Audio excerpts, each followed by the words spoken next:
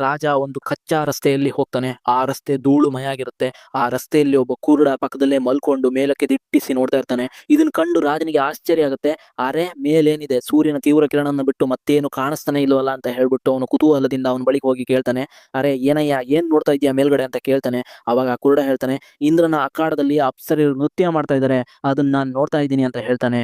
ರಾಜ ಮತ್ತೊಮ್ಮೆ ಮೇಲಕ್ಕೆ ನೋಡ್ತಾನೆ. ಆದ್ರೆ ಅವನಿಗೇನೂ ಕಾಣಿಸಲ್ಲ. ಆದ್ರಿಂದ ಅವನಿಗೆ ಆಶ್ಚರ್ಯ ಇನ್ನಷ್ಟು ಹೆಚ್ಚಾಗುತ್ತೆ. ಅವನು ಕುರುಡನನ್ನು ನೋಡ್ತಾನೆ. ಕುರುಡ ಮೇಲಕ್ಕೆ ಗಮನ ಬಿಟ್ಟು ರಾಜನ ಬಳಿ ಕೇಳ್ತಾನೆ, ನೀನ್ ಎಲ್ಲಿಗೆ ಹೋಗ್ತಿದ್ಯಾ? ನೀನ್ ಯಾರು ಅಂತ ಕೇಳ್ತಾನೆ. ಆಗ ರಾಜ ಹೇಳ್ತಾನೆ, ನಾನು ಮಾವಳದ ರಾಜ ಉತ್ಪಲ್ ಎಂದು, ನಾನು ಜಗತ್ತಿನ ಶೂರವೀರ ಪುರುಷನ ನೋಡಕ್ ಹೋಗ್ತಾ ಇದ್ದೀನಿ ಅಂತ ಹೇಳ್ತಾನೆ.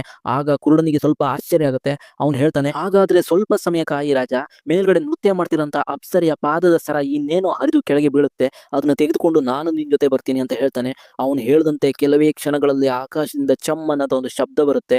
ಒಂದು ಪಾದದ ಸರ ಕೆಳಗಡೆ ಬೀಳುತ್ತೆ. ಆ ಕುರುಡ ಸರವನ್ನ ಎತ್ತಿ ತನ್ನ ಜೇಬಿನಲ್ಲಿ ಇಟ್ಕೊಳ್ತಾನೆ. ಮತ್ತೆ ರಾಜನಿಗೆ ಹೇಳ್ತಾನೆ, ಈಗ ಬಾ ನಾವಿಬ್ರು ಹೋಗಿ ಆ ಶೂರವೀರನ್ನ ನೋಡೋಣ ಅಂತ ಹೇಳ್ತಾನೆ. ಆಗ ರಾಜನ ಆಶ್ಚರ್ಯಕ್ಕೆ ಯಾವುದೇ ಮಿತಿ ಇರಲ್ಲ. ಅವನ ಅಹಂಕಾರ ಅನ್ನೋದು ಈಗಾಗಲೇ ಛಿದ್ರವಾಗಿ ಹೋಗಿರುತ್ತೆ. ಅವನ ಗರ್ವ ಅನ್ನೋದು ಒಡೆದು ಹೋಗಿರುತ್ತೆ. ನಾನು ಕೇವಲ ರಾಣಿಯ ಮೂಗಿನಿಂದ 100 ಬಾಣಗಳನ್ನ ನುಗ್ಗಿಸಿ ಜಗತ್ತಿನ ಶೂರವೀರ ಅಂತ ಅನ್ಕೊಂಡಿದ್ದೆ. ಆದ್ರೆ ಈ ಕುರುಡ ಒಂದು ಕಣ್ಣಿಲ್ದೇ ಇದ್ರು ಇಂದ್ರನ ಅಖಾಡದಲ್ಲಿ ಏನಾಗ್ತಿದೆ ಅಂತ ಕೂತಲ್ಲೇ ನೋಡಬಲ್ಲ ಅಂತ ಯೋಚಿಸ್ತಾನೆ. ಆಗ ರಾಜ ಇನ್ನೇನು ಮಾಡಕ್ಕಾಗಲ್ಲ, ಮುಂದೆ ಸಾಗಿ ಬೇರೆ ಯಾರು ಶೂರವೀರ ಸಿಗ್ತಾರ ಅಂತ ನೋಡೋಣ ಅಂತ ನಿರ್ಧರಿಸ್ತಾನೆ. ಮತ್ತು ಆ ಕುರುಡನ ಒಟ್ಟಿಗೆ ಮುಂದೆ ಹೊರಡಲು ಸಿದ್ಧನಾಗ್ತಾನೆ.